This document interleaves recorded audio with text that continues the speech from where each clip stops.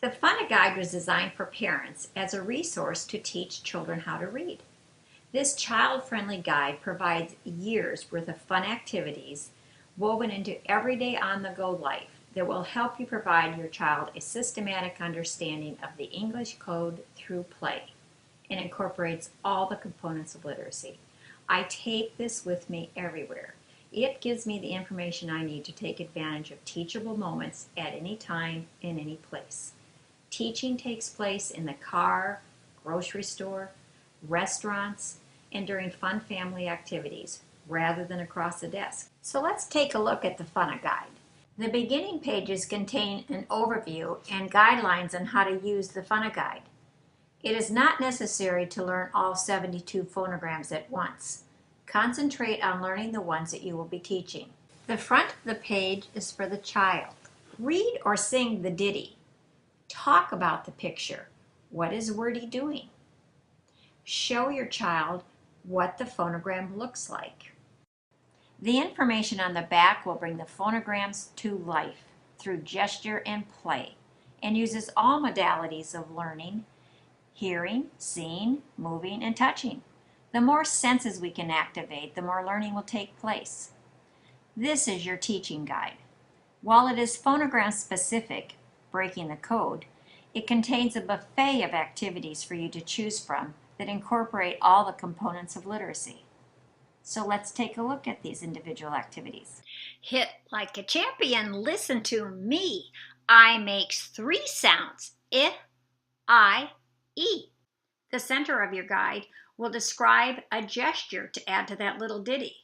In this case, as you sing the short sound of I, position your hand as if holding a bat and it's resting on your right shoulder. As you sing the long vowel sound, bring the bat to the front of your body, I, and as you sing the long E sound, follow through and swing and rest the bat on your left shoulder to make the sound of E.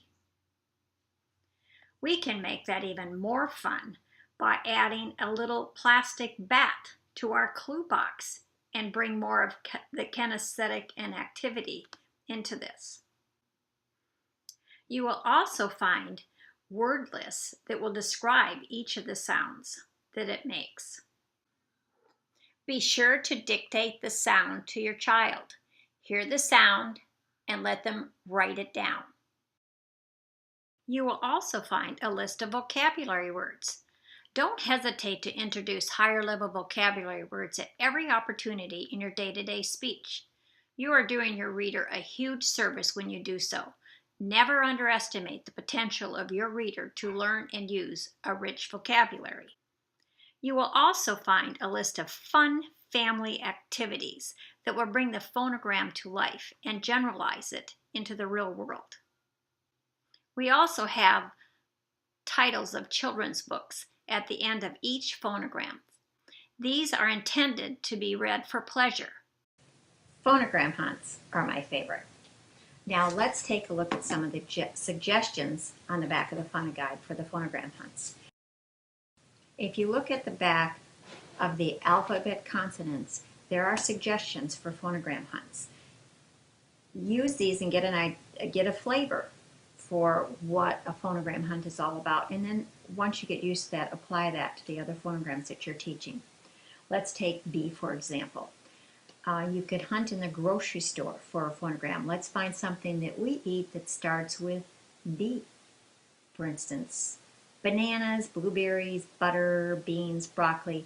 These suggestions you'll find on the back, and it'll stimulate you and give you some ideas of where you can go. Now let's have a look at some children on a phonogram hunt. Phonograms are all around, all around, all around. Phonograms are all around in all the words we see. Once your child has mastered the phonogram, simply turn it back. As they accumulate, you can turn the Funoguide around and use it as flashcards.